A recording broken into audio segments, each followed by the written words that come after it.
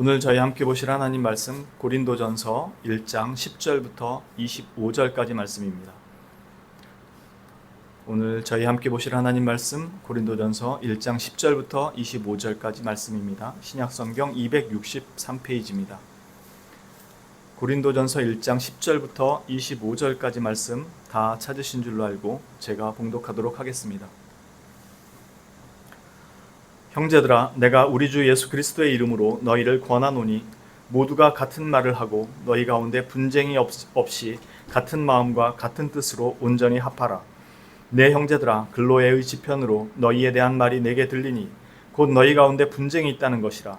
내가 이것을 말하거니와 너희가 각각 이르되 나는 바울에게, 나는 아볼로에게, 나는 게바에게, 나는 그리스도에게 속한 자라 한다는 것이니 그리스도께서 어찌 나뉘었느냐? 바울이 너희를 위하여 십자가에 못 박혔으며 바울의 이름으로 너희가 세례를 받았느냐? 나는 그리스보와 가이오 외에는 너희 중 아무에게도 내가 세례를 베풀지 아니한 것을 감사하노니 이는 아무도 나의 이름으로 세례를 받았다 말하지 못하게 하려 함이라. 내가 또한 스데바나 집사람에게 세례를 베풀었고 그 외에는 다른 누구에게 세례를 베풀었는지 알지 못하노라. 그리스도께서 나를 보내심은 세례를 베풀게 하려 하심이 아니요 오직 복음을 전하게 하려 하심이로되 말에 지혜로 하지 아니함은 그리스도의 십자가가 헛되지 않게 하려 함이라. 십자가의 도가 멸망하는 자들에게는 미련한 것이요 구원을 받는 우리에게는 하나님의 능력이라. 기록된 바 내가 지혜 있는 자들의 지혜를 멸하고 총명한 자들의 총명을 폐하리라 하였으니 지혜 있는 자가 어디 있느냐? 선비가 어디 있느냐? 이 세대의 변론가가 어디 있느냐? 하나님께서 이 세상의 지혜를 미련하게 하신 것이 아니냐? 하나님의 지혜에 있어서는 이 세상이 자기 지혜로 하나님을 알지 못하므로 하나님께서 전도에 미련한 것으로 믿는 자들을 구원하시기를 기뻐하셨도다. 유대인은 표적을 구하고 헬라인은 지혜를 찾으나 우리는 십자가에 못 박힌 그리스도를 전하니 유대인에게는 거리끼는 것이요 이방인에게는 미련한 것이로되 오직 부르심을 받은 자들에게는 유대인이나 헬라인이나 그리스도는 하나님의 능력이요 하나님의 지혜니라. 하나님의 어리석음이 사람보다 지혜롭고 하나님의 약하심이 사람보다 강하니라. 아멘. 오늘 말씀 고린도전서 이 말씀은 아마 많이들 들어보셨을 말씀입니다. 지난주에 말씀드린 것처럼 이제 바울이 에베소에서 고린도 교회에 보낸 편지 이 고린도전서 말씀을 앞으로 쭉 살펴보게 될 텐데요. 오늘 여기 나온 말씀에 이 전도에 미련한 것이라는 말씀이 어떤 의미인지를 저희가 이해하면 왜 이렇게 말씀하셨는지를 조금 더 하나님의 깊은 은혜의 말씀의 의미를 이해하실 수 있을 겁니다. 과연 정말로 전도가 미련한 것인가? 전도에 미련한 것이라는 말이 그런 의미로 쓰였을까? 만약 그게 아니라면 왜 전도에 미련한 것이라고 말씀하셨을까? 전도에 미련한 방법이라는 이것을 통해서 왜 구원하시기를 기뻐하셨을까? 이 모든 건 최종적으로는 십자가라는 것으로 귀결되기 때문에 그렇습니다. 그러니까 십자가 사건을 정확하게 이해를 하면 왜 이렇게 말씀하셨는지가 분명해진다는 거죠. 십자가는 하나님의 놀라운 신비이며 동시에 우리에게는 되게 역설적인 겁니다. 역설이라는 말이 무슨 말씀인지 잘 아시죠? 십자가가 우리를 구원한다는 사실을 우리 중에서 알고 있는 사람은 아무도 없었습니다.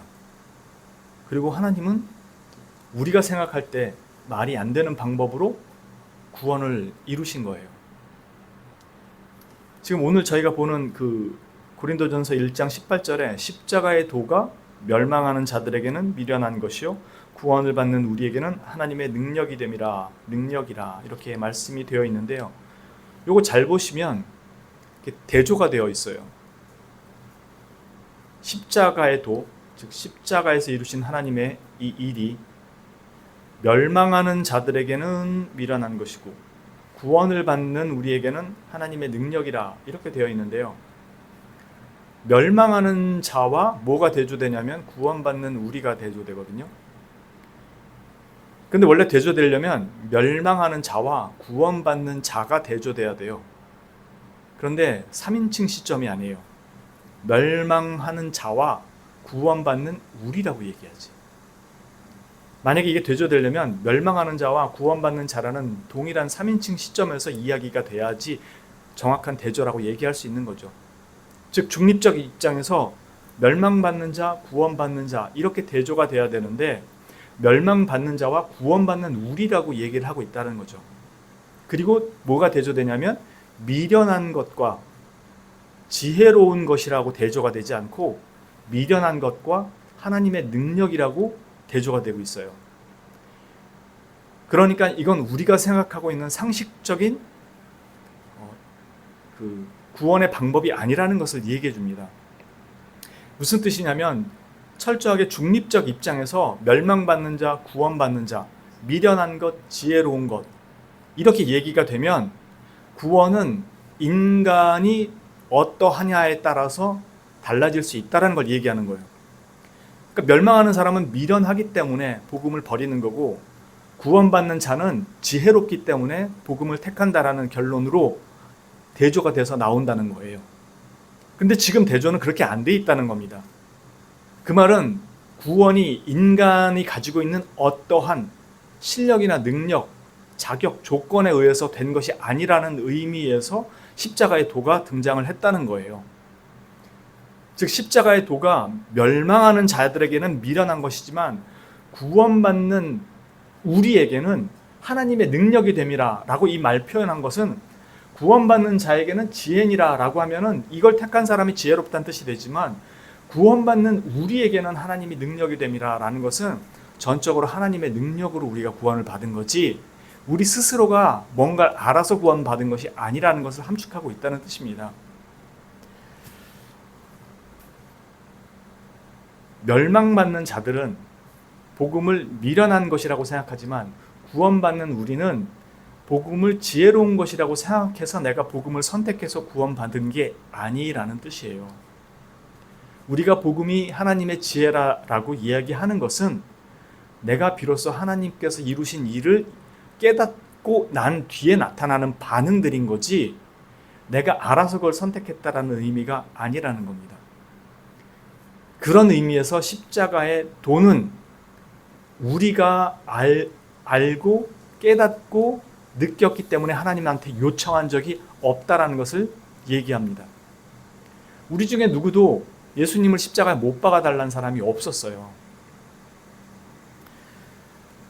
이 재밌는 표현을 우리 사도행전 4장 27절부터 28절에 보면 그 내용이 나옵니다. 사도행전 4장 27절부터 28절에 보면 이렇게 말씀하죠. 과연 헤롯과 본디오 빌라도는 이방인과 이스라엘 백성과 합세하여 하나님께서 기름 부으신 거룩한 종 예수를 거슬러 하나님의 권능과 뜻대로 이루려고 예정하신 그것을 행하려고 이 성에 모였나이다. 지금 이게 사도들이 기도한 내용이거든요. 잘 보시면 헤롯과 본디오 빌라도와 이방인과 이스라엘 백성이 다 합세해서 하나님의 기름 부으신 거룩한 종 예수를 거슬렀다 그래요. 안 들었다고 예수님이 하신 말씀을. 그리고 나서 뭐 하냐면 하나님의 권능과 뜻대로 이루려고 예정하신 그것을, 즉 하나님은 예수 그리스도를 우리를 위해서 내어주시는 것이 하나님의 뜻이었죠. 그래서 그것을 행하려고 모였는데 왜 모였냐면 예수님을 거스르려고 모였다라는 거예요. 예수님은 하나님의 말씀을 가지고 하나님의 뜻을 따라서 온 거잖아요. 그러니까 결국 이 사람들은 예수님을 거슬렀다라는 건 하나님을 거슬렀다는 거잖아요. 하나님의 뜻을 거슬러서 행했는데 그게 하나님께서 하시려고 하신 일을 이루려고 모인 셈이었다고요. 그러니까 한마디로 말해서 예수님을 십자가에 못 박아 죽이면 내가 구원을 받을 수 있을 거다라고 알고 와서 죽인 게 아니라 그 반대였다고요. 하나님의 신성을 모독하는 자로다 라고 하면서 저 사람은 죽여야 된다 라고 죽이려고 모인 거라고요. 그게 실상 하나님의 뜻을 이루려고 모였었다라는 거죠. 다시 말해서 예수님을 죽이면 내가 용서받고 구원을 받을 것이라고 알고 죽인 사람은 아무도 없는데 죽이고 난 다음에 그 은혜를 그들이 모두 누린다고요. 이게 십자가의 역설이라고요.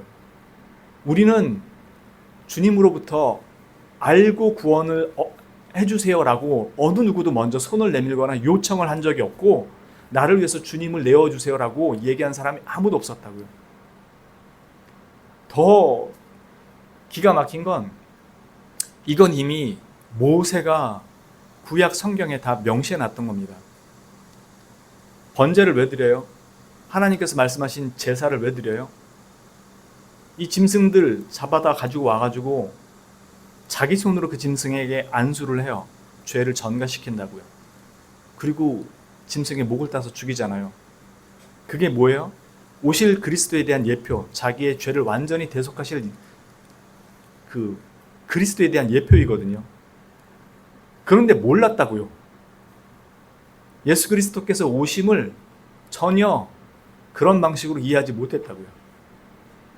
그리고 그들이 구원을 받는다라는 사실이 우리 입장에서는 말이 안 되는 사실이 일어난 거라고요. 이게 하나님께서 십자가를 통해서 이루신 일이에요. 근데 아무도 그거를 알고 예수님을 십자가에 못 박은 자도 없고, 우리 중에도, 오늘을 사는 우리 중에도 자신의 죄를 위해서 하나님께 그걸 찾고 구하는 사람도 아무도 없어요. 로마서가 하는 얘기죠. 마태복음 27장 38절로 가보면 그들이 어떤 일을 벌이는지에 대해서 잘 나옵니다. 마태복음 27장 38절에 보시면 37절부터 보겠습니다. 예수님이 십자가에 못 박혀 죽으시는 장면입니다. 그 머리 위에 이는 유대인의 왕 예수라 쓴 죄패를 붙였더라.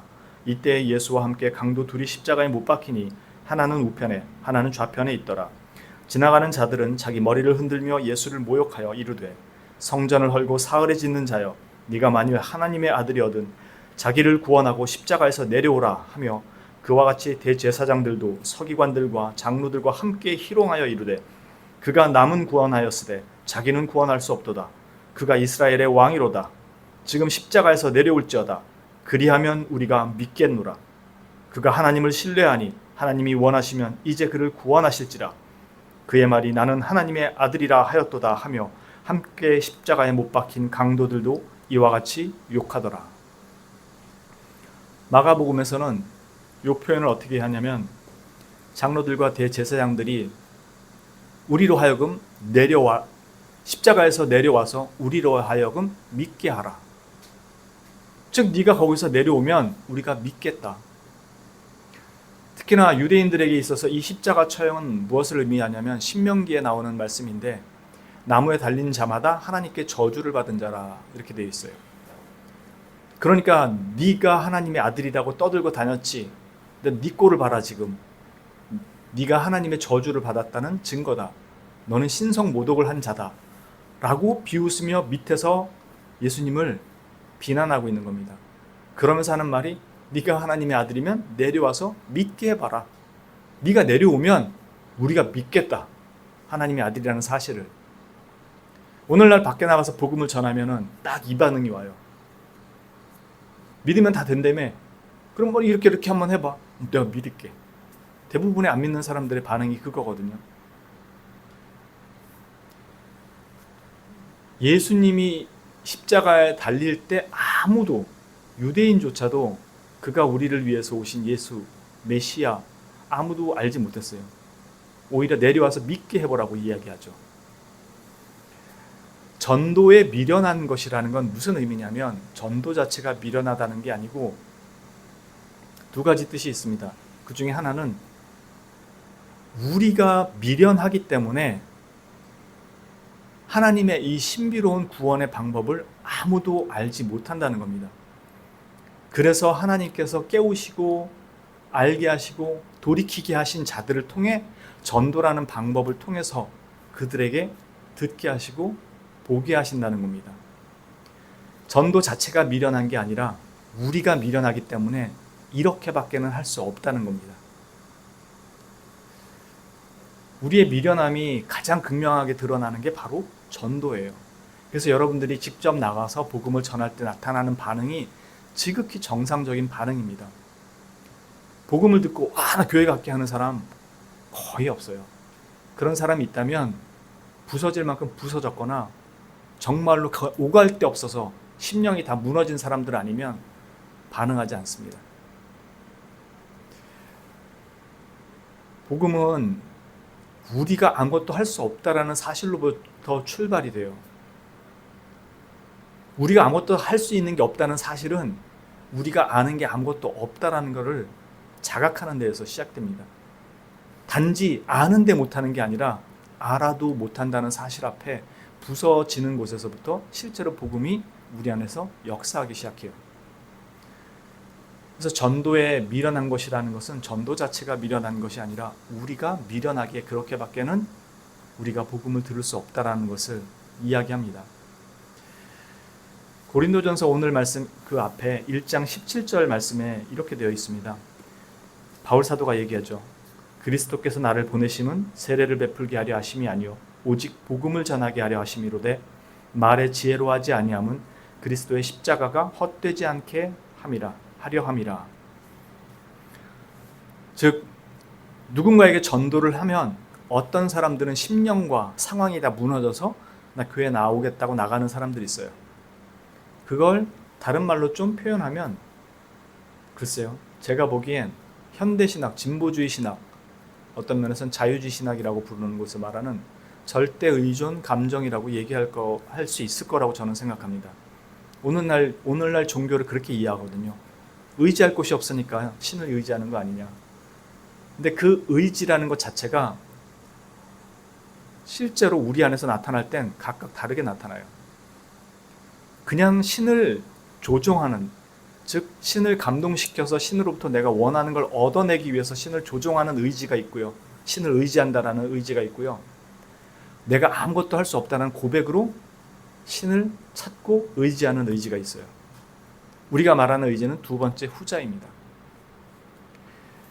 지금 바울이 말하는 건 말의 지혜로 하지 아니한 것은, 즉 내가 사람들이 이해하고 설득당할 만한 사람의 논리와 지혜로 이야기하지 않은 것은 그리스도의 십자가가 헛되지 않게 하려 함이라. 이 말은 무슨 의미냐면 사람을 구원하는 건 하나님의 능력에 속한 것이지 우리의 어떠함에 속한 것이 아니라는 뜻이에요. 말의 지혜로 하지 않게 하신 이유가 하나님께서 이루시는 그 그리스도의 십자가의 그 능력이 무엇인가를 올바로 우리에게 나타나고 증거하기 위함이라는 것입니다. 즉 사람의 철학적 가르침, 또 설득 있는 논리, 윤리 이런 게 아니라는 겁니다. 그렇게 십자가는 하나님의 능력이라고 이미 앞에서 이야기했던 내용들이 그런 의미입니다. 그래서 지금 17절을 이야기하고 바로 18절에 가서 그래서 멸망받는 자와 구원받는 자라는 제3자적인 입장에서의 그렇게 구분을 하지 않고 멸망받는 자와 구원받는 우리라는 입장에서 우리는 하나님의 능력으로 구원을 받았다라고 이야기하는 겁니다. 즉 구원은 우리가 알아서 받은 게 아니라 은혜로 받았다라는 의미에서 멸망받는 자와 구원받은 우리라고 얘기하고 우리는 지혜로 받지 않고 하나님의 능력으로 받았다고 얘기한 겁니다. 그렇게 바울 사도의 그 이야기가 17절, 18절, 19절로 계속 이어져서 21절에 가서 비로소 뭐라고 이야기되냐면은 19절에 기록된 바 내가 지혜 있는 자들의 지혜를 멸하고 총명한 자들의 총명을 폐하리라 하였으니 지혜 있는 자가 어디 있느냐 선비가 어디 있느냐 이 세대의 변론가가 어디 있느냐 하나님께서 이 세상의 지혜를 미련하게 하신 것이 아니냐 하나님의 지혜에 있어서는 이 세상이 자기 지혜로 하나님을 알지 못하므로 하나님께서 전도에 미련한 것으로 믿는 자들을 구원하시기를 기뻐하셨도다.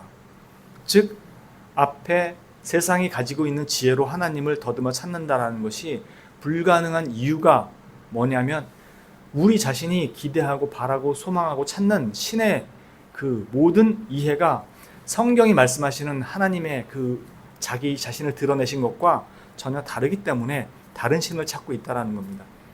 그래서 이 사람들이 신을 아예 안 찾는 게 아니라 신을 찾는데 왜곡된 신을 찾는 거예요.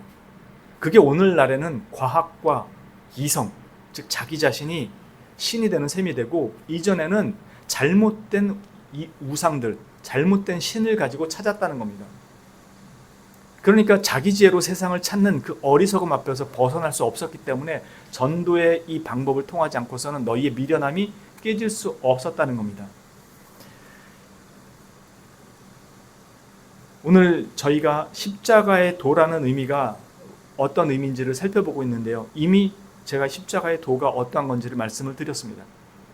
십자가의 도라는 것은 결국 우리가 구원을 스스로 어떻게 만들어 보거나 아니면 구원을 받을 수 있는 자격을 우리 안에서 하나님 앞에 제시할 수 있는 것이 없다라는 측면에서 십자가 말고는 답이 없었다라는 게 십자가가 우리에게 가르쳐 주는 것입니다. 그런 측면에서 전도에 미련한 것이라고 표현을 한 것이고, 이 십자가는 그렇기 때문에 하나님의 능력이 된다는 것이고, 이 능력은 우리의 어떠함에 의해서 우리가 구원 여부를 받는 것이 아니라는 측면에서 하나님의 능력이 된다고 이야기하는 겁니다. 왜요? 이게 우리의 어떠함에 의해서 결정된다면 하나님의 능력은 나중에 헛되게 될 수 있기 때문에요. 즉 그리스도의 죽으심이 헛되게 끝날 수 있기 때문에. 왜? 우리는 믿는다고 시작을 했는데 그 결과까지 끝까지 우리가 붙들고 갈 능력이 없기 때문입니다. 그래서 구원은 하나님의 능력이라고 얘기하는 겁니다. 그래서 십자가 말고는 답이 없다는 거고요. 이걸 최종적으로 정리하면 왜 십자가여야만 했는가? 다른 방법이 많았을 텐데 멀리 볼 필요가 없어요. 그냥 우리 자신의 일상을 생각하시면 됩니다. 여러분들은 어제 지은 죄를 그저께도 사실 지었었고 그저께 지은 죄를 일주일 전에도 지었어요. 그리고 오늘도 짓고 있거나 짓게 될 것입니다. 그리고 다시는 안 저지르겠다고 하는 그 죄를 여러분들은 내년 이맘때쯤에 또 하고 있을 겁니다. 십자가란 믿어도 그걸 해결 못하는 참으로 어리석은 존재들이기에 하나님께서 하나님의 신비한 방식으로 그 죄를 완전히 도만해버리신 하나님의 방법입니다. 그게 십자가예요. 그래서 우리는 주님의 은혜 말고는 구할 게 없는 거예요. 그렇기 때문에 어느 누구도 하나님 앞에 이걸 알고 이걸 달라고 얘기한 사람이 아무도 없었어요. 그러니까 이 구원의 모든 방편은 하나님께서 마련하신 것이고 하나님께서 주신 겁니다. 누구를요? 자신의 진노와 영원한 형벌 아래에서 구원받을 수 있도록 자기 아들을 주셨어요. 우리 집사님들 자녀가 둘, 셋씩 있죠. 혜성이를 위해서 우리 예림이를 죽이라면 죽일 수 있을까요? 아니죠. 차라리 남편을 잡는 한이 있더라도 자녀는 못 잡죠. 아니면 내가 죽거나.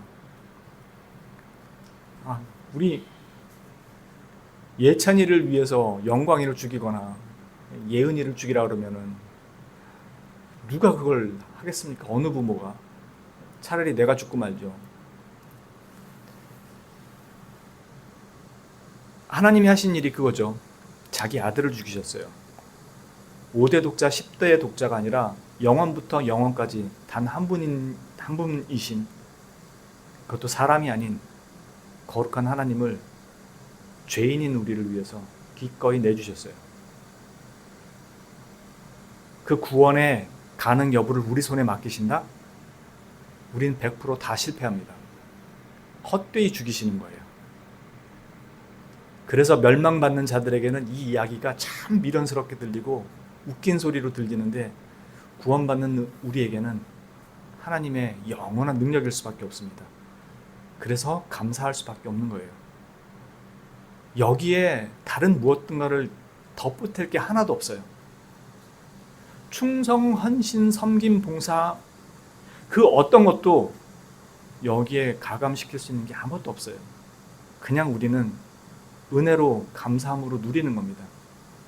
그리고 우리가 하는 건 그런 하나님을 사랑합니다 라는 반응으로 충성하고 헌신하고 여러 가지 모습으로 하나님 앞에 나의 사랑을 표현하고 있는 것 뿐인 거죠. 그게 하나님과 딜을 할 수 있는 그 어떤 조건과 자격도 안 돼요. 그런데 놀라운 건 하나님은 우리의 그런 모습을 상급으로 여겨준다는 겁니다. 이미 받을 수 있는 최상의 상급을 받았음에도 하나님은 우리가 그렇게 하는 것들에 대해서 상급으로 여겨주신다고 합니다. 모든 게 우리에게는 은혜고 감사일 뿐인 거죠. 유대인들은 왜 예수 그리스도의 십자가를 걸림돌로 얘기했을까? 그들은 잘 아시는 것처럼 메시아라면 그들을 로마의 압제로부터 구원해줄 권능을 가지고 오실 메시아라고 생각을 했으니까요. 그래서 자신들을 괴롭히는 로마 군대를 한 방에 짓밟을 수 있는, 그리고 짓밟아 버릴 줄로 알았던, 사도 요한조차도 그러잖아요. 자신들의 길을, 예수님과 함께 가는 그 길을 가로막는 사람들한테, 예수님한테 그렇게 얘기하죠. 제가 하늘의 명에서, 하늘로부터 불을 내려서 저 사람들 싹 도말하라고, 멸하라고 명령할까요? 얼마나 믿음이 좋아요. 얼마나 믿음이 좋으면 자기 명령 하나로 하늘에서 불이 떨어지게 하겠다고 주님이 못하게 하시죠. 유대인들이 생각했던 메시아는 그런 메시아였어요. 오늘날 대부분 사람들이 신앙생활을 한다고 하면서 교회에 나와서 가지는 생각들의 대부분이 그거죠. 하나님의 힘을 빌려서 안 되는 내 문제를 해결하는 것. 종교적인 생각들을 가지고 신앙생활을 하려고 하는 거죠.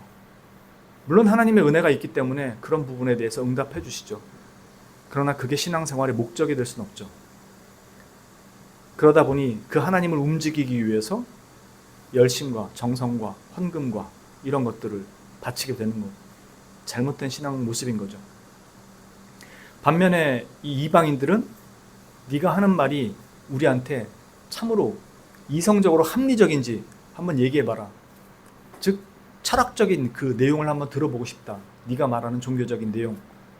그리고 그리스도의 복음을 전할 때 웃긴 얘기 하는구나 라고 거부를 하는 거죠. 마찬가지로 오늘날의 많은 사람들이 이 복음을 들었을 때 비웃는 것처럼요.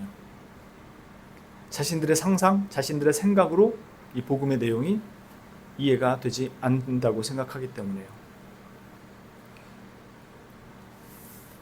복음이란 바로 우리 자신의 어떠함을 넘어서 일하신 하나님의 능력이 되심을 지금 바울 사도가 이야기하는 것입니다.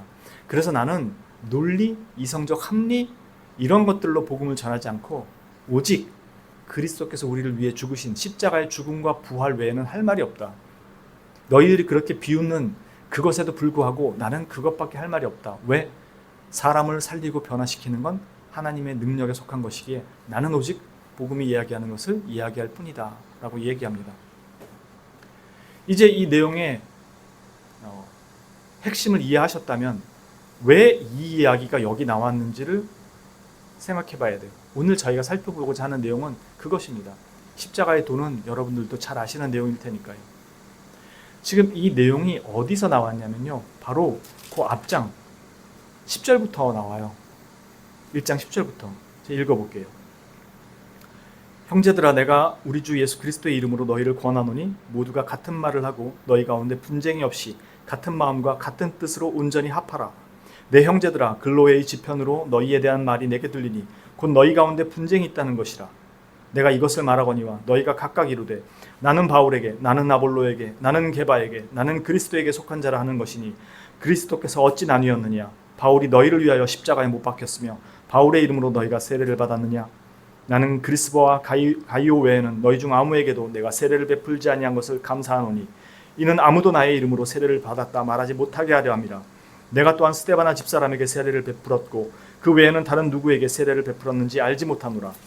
그리스도께서 나를 보내심은 세례를 베풀게 하려 하심이 아니요 오직 복음을 전하게 하려 하심이로되 말의 지혜로 하지 아니함은 그리스도의 십자가가 헛되지 않게 하려 함이라. 즉 이것을 위해서 지금 십자가의 도가 멸망하는 자들에게 미련한 것이로되 구원을 받은 우리에게는 하나님의 능력이 됨이로다 라고 이야기하면서 전도에 미련한 것으로 하나님이 구원하시기를 기뻐하셨다고 이야기하는 거예요. 그러니까 단순히 요 이야기만 나오는 게 아니고 요 이야기를 하기 위해서 나온 배경이 너희들이 파가 나뉘었다. 왜 나뉘었는지 너희가 뭐 때문에 나뉘었는지를 책망하기 위해서 지금 복음의 진수가 무엇인지를 이야기한 거예요.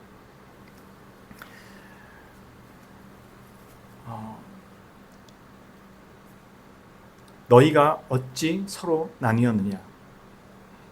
고린도전서 1장 10절에 나온 내용 보신 것처럼 바울 사도가 지적하는 건 겁니다. 너희가 참으로 교만하구나. 너희가 스스로 똑똑한 척하고 각각의 자기가 복음을 들은 그 사람이 마치 특출한 하나님의 종이라도 된 것처럼 그렇게 너희는 그 사람들을 따라서 줄을 섰는데 그것이 얼마나 너희의 교만인지를 너희는 아직도 깨닫지 못하고 있다 얘기합니다. 바울파, 즉 바울에게 속한 사람은 바울이 가서 복음을 전했기 때문에 바울에게 직접 복음을 들었던 사람일 것입니다. 마찬가지로 아볼로파는 바울이 고린도에서 사역하고 떠난 다음에 아볼로가 들어갔거든요. 바울이 그렇게 얘기하죠. 나는 심었고 아볼로는 물을 주었다. 어떤 사람은 열정적으로 하나님의 그 복음을 전했을 수 있습니다. 바울처럼요. 그리고 어떤 사람은 아볼로처럼 학식과 언변이 매우 뛰어나서 매우 하나님의 말씀을 체계적으로, 논리적으로, 지혜롭게 전했을 수 있어요. 그래서 아볼로에게 꽂힌 사람도 있을 겁니다. 유대계통에 있는 사람들이라면 어쩌면 바울이 예수 그리스도의 직통사도다. 그래서 베드로가 직통사도다. 그래서 베드로, 이 게바가 전한 그 복음이 진짜다. 아니면 이 사람의 진짜 적통이다. 라고 해서 게바파가 되어 있을 수도 있을 것입니다. 그리고 어떤 사람은 이렇게 말할 것입니다. 니들이 다 복음을 잘못 알았어. 우리는 오직 그리스도에게 속한 사람들이야. 라고 하면서 다른 사람들을 다 멸시하면서 마치 자기네들만 진짜 제대로 믿음을 가지고 있는 것처럼 그러면서 나는 그리스도에게 속한 사람이다. 라고 주장했을 수 있을 것입니다. 이렇게 파가 나뉘어져 있는 이 어떤 쪽에 있던 사람들도 전부 다 자신들이 어떻게 구원을 받았는지를 망각해버린 것과 똑같은 거죠. 마치 자신이 똑똑하고 그 지혜로운 복음을 선택한 사람인 것처럼.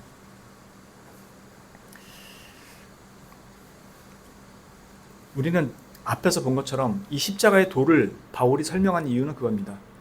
우리는 철저하게 무능했고 주님의 은혜가 없었다면 우리에겐 구원이 없었다. 그런데 너희가 마치 스스로 깨달은 것처럼 이 복음을 붙든 것처럼 생각하는구나. 그래서 각자의 사람에게 너희가 줄을 서는구나. 그러나 하나님은 그런 방식으로는 우리가 알 수 없었기 때문에 전도의 미련한 방식이라는 것은, 즉 우리의 미련함 때문에 이 방식으로 너희에게 복음을 전하고 구원케 하셨는데 너희는 그 전한 사람들에게 줄을 서 있구나 라고 책망하는 것입니다. 즉 전하는 사람이 어떤 방식으로 전했거나 어떤 모습으로 전했느냐가 그 복음의 핵심이 아닌데 그 사람들이 전하는 방식이나 그 사람의 어떠함이 마치 우리를 구원한 것처럼 그렇게 이해하고 그 사람들에게 줄을 서 있다라는 것에 대해서 바울 사도가 책망하는 것입니다. 고린도 4장 7절에 가면 이렇게 말씀합니다. 누가 너를 남달리 구별하였느냐? 네게 있는 것 중에 받지 아니한 것이 무엇이냐? 네가 받았은즉 어찌하여 받지 아니한 것 같이 자랑하느냐? 즉 너희는 마치 스스로 깨닫고 알고라 있었던 것처럼, 그래서 각자 자기가 전에 들었던 그 사람들이 최고인 것처럼 거기에 줄을 서 있는데 아니다. 너희는 오직 그리스도의 은혜로 구원을 받았을 뿐이다. 그들 모두가 했던 건 그리스도의 복음을 전한 것이었지 다른 게 없었다. 그런데 너희는 그 사람에게, 그리고 그 사람들이 무엇을 어떻게 어떤 방식으로 전했는지에 대해서만 관심을 가졌다. 그래서 아볼로처럼 지혜롭게 학식과 언변이 뛰어난 사람을 대단히, 아마 이 헬라 사람들이었을 겁니다. 왜냐하면 그 사람들은 철학과 지식을 되게 중요시 여겼던 사람들이었으니까요. 어떤 사람들은 능력을 중요시 여겼을 겁니다. 이 유대인들처럼 하나님의 이적, 그것을 더 중요하게 여겨서 바울이나 그런 사람들의 줄을 섰을지도 모릅니다. 이렇듯 결국 전부 다 자기 중심적인 생각으로 복음을 이해하려고 했고 자신의 구원을 이해하려고 했었던 그 모습에 대해서 바울이 질책을 한 것입니다. 이것은 오늘날 우리도 마찬가지입니다. 경계해야 되는 내용입니다. 우리가 가지고 있는 신학적 탁월함이나 하나님을 아는 지식의 은혜는 우리 자신의 어떠함으로 인해서 생겨난 것이거나 받은 것이 아니에요. 우리가 그걸 알고 깨닫기 시작한 건 비로소 내가 살아났기 때문입니다. 에베소서 2장 8절에서 9절에 이 부분에 대해서 잘 우리에게 가르쳐 줍니다. 에베소서 2장 8절에서 9절 이렇게 말씀합니다. 너희는 그 은혜에 의하여 믿음으로 말미암아 구원을 받았으니 이것은 너희에게서 난 것이 아니요 하나님의 선물이라. 행위에서 난 것이 아니니 이는 누구든지 자랑하지 못하게 함이라. 지금 바울 사도가 뭐라고 얘기했냐면 믿음은 선물이라고 그러고 믿음으로 구원받는 게 자랑하지 못하게 하기 위해서라는 거예요. 그러니까 바꿔 말하면 나는 믿었는데 너는 왜 안 믿어? 라고 말을 못하게 하려고 믿음으로 구원했다고 얘기하는데 잘못 이해해서 나는 믿어서 구원받는데 너 왜 안 믿어서 구원 못 받아? 라고 얘기를 하면 너는 믿음조차도 행위로 이해한 것이라는 뜻입니다. 믿음은 전적으로 하나님의 은혜의 선물로 주어진 것이기 때문에 네가 구원을 받은 거지 네가 믿음을 선택한 게 아니다라고 가르쳐 주는 거예요. 우리가 믿는다라는 건 하나님의 은혜의 선물이 내게 들어와서 나를 살려놓았기 때문에 비로소 반응으로 나타나는 게 믿음이라는 걸로 나타난 거예요. 그래서 지금 바울 사도는 믿음은 하나님의 은혜의 선물이라고 이야기하는 것이고 행위가 아니니까 자랑할 게 없다고 얘기하는 겁니다. 그런데 지금 나는 아볼로파, 나는 게바파, 나는 바울파라고 얘기하는 사람들은 마치 자신들이 뭔가를 알고 깨닫고 가지고 있었던 것처럼 그렇게 자랑을 하더라는 겁니다. 거기에 대해서 교만하지 못하게 이야기하는 것입니다. 우리 개혁파라고 불리는 이 신학, 복음주의파, 성결파, 오순절파 이런 것들을 이런 식으로 이해한다면 우리도 똑같다라는 겁니다. 우리가 개혁파, 개혁주의, 개혁신학, 종교개혁을 따라가는 자들 뭐 이런 말을 하는 건 이렇게 구별하자고 이야기를 한 게 아니라는 거예요. 우리가 개혁파라고 이야기할 때는 바울 사도가 말하는 이 점, 즉 우리의 구원은 우리 실력이나 우리의 어떠함으로 받은 것이 아니라는 것을 이야기하는 것에서 개혁파, 개혁신학이라고 얘기하는 거지 우리와 너희는 다르다라는 걸 구분 지으려고 이야기를 하고 있는 게 아니라는 겁니다. 우리는 지극히 성경적으로 돌아가서 오직 하나님의 은혜로 구원받았음을 기억하고 겸손하게 자신의 무능함을 인정하고 내가 받은 구원을 감사할 줄 알아야 한다는 점에서 개혁파라고 얘기하는 거지 지금 여기 구별한 것처럼 이런 측면에서 구별하고 있는 것이 아니라는 겁니다. 남들과 다르다라는 것을 이야기하는 주장이라면 우리는 이미 개혁파가 됨을 스스로 포기한 거랑 똑같아요.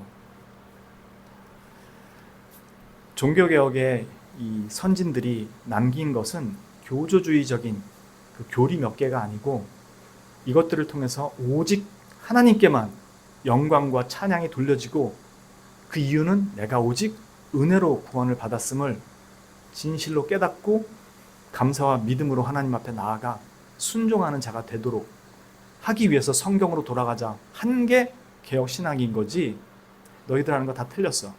이게 진짜 백이야. 라고 편가르려고 한 게 개혁신학이 아니라는 겁니다. 그래서 개혁신학은 나에게 잣대를 들이대는 거지 남에게 잣대를 들이대는 게 아니에요. 그래서 나를 바꾸고 내가 순종하는 법을 배워가는 겁니다. 여러분들 이 에베소서 2장 8, 9절 말씀을 마음에 깊이 새기세요. 바울파, 아볼로파, 게바파의 선 사람들처럼 되면 안 됩니다. 우리는 전적으로 은혜로 구원받은 사람임을 기억하고 이 믿음이 내가 알아서 내가 선택한 것이 아니라 내 안에 생명을 주셨기 때문에 비로소 내 안에서 하나님에 대해서 반응하게 된 것이라는 것을 기억하세요. 이 땅에 살아가는 동안에 가지고 있는 생명은 하나님께서 주신 생명과 단절된 지 오래됐어요. 그래서 거기에 대해서 반응할 수가 없어요. 그래서 이 생명이 살아나야 되는데 이 생명이 우리가 어떻게 만드냐고. 원천이 우리 안에 없는 건데. 근데 뭘 믿고 뭘 결단을 해요. 뭘 듣는다고 알아. 그게 안 된다고 성경이 분명히 이야기하고 있습니다. 그래서 그리스도께서 우리를 위해 죽으신 것이고 우리 안에 생명을 심어 주셨기에 반응이 된다는 것입니다. 거한학교의 성도님들 모두 이 깨어난 자로서의 이 고린도 교회인들의 모습이 아닌 이제는 신앙의 성숙을 위해 우리 모두 전도에 미련한 것으로 구원을 얻었다라는 것을 것이 어떤 의미인지, 십자가의 도라는 게 어떤 의미인지를 다시 새기시고 은혜 아래서 믿음과 감사로 하나님께서 놓이신 그 모든 자리에서 순종의 신앙을 지켜가는 거룩한 하나님의 백성들이 되시기를 주님의 이름으로 진심으로 축원합니다. 기도합니다. 참으로 거룩하시고 우리의 창조주여 섭리주며 우리의 이 죄인들의 하나님 되시기를 기뻐하신 주님, 우리가 구원을 깨닫지도 알지도 못하기에 그 필요성도 몰랐고 그래서 주님을 찾지도 구하지도 않았음에도 주님께서 먼저 우리를 돌아보시며 이 구원의 길을 허락하시고 우리를 부르셔서 이제는 하나님을 향해 찬양과 예배의 자리에 서는 복된 하나님의 거룩한 백성 되게 하셨습니다. 이 말씀을 들을 수 있고 이 말씀이 귀에 들리는 것이 우리에게는 은혜이고 이 복음이 선포되는 모든 자리가 하나님이 임재하시고 우리를 참으로 사랑하시고 또한 동행하시는 그 현장이라는 것을 다시금 알게 하시는 참으로 복된 자리임을 다시 깨닫습니다. 하나님께서 이 교회에 말씀을 주시고 선포되게 하시고 지켜지게 하시고 들려지게 하시고 알게 하시고 구원받게 하시고 깨어지게 하시고 깨어나게 하시고 그래서 이제는 믿음으로 순종하게 하시는 그 자리에 우리를 세우시고 부르셨음을 참으로 감사합니다. 이전에는 놀라운 이적들과 안 되는 것들이 잘 돼야만 은혜인 줄 알았지만 이 모든 것들이 우리에게 은혜임을, 내가 이 교회에 속해 있음을, 이것이 하나님께서 나에게 베푸신 크나큰 은혜임을 다시 깨닫습니다. 우리가 어느 교회에 속해 있든 하나의 보편 교회 안에서 하나의 보편적인 신앙을 고백할 때 우리 모두가 하나님의 은혜 아래에 있음을 기억하고 이제는 하나님의 거룩한 백성 되었음을 믿음의 자리에서 순종하며 그 시간을 지켜가도록 인도하시고 이끌어 주옵소서. 우리의 교만을 뿌리 뽑으시고 낮추시며 겸손케 하시고 그 자리가 하나님 기뻐하시는 그리고 우리를 가장 높게 세우실 자리라는 것을 믿고 이 자리를 지켜가는 우리가 되게 하여 주옵소서. 이 모든 것들을 감사드리옵고 거룩하시고 우리의 유일한 구속주 되시는 구주 예수 그리스도의 이름 받들어 감사드리며 기도합니다. 아멘.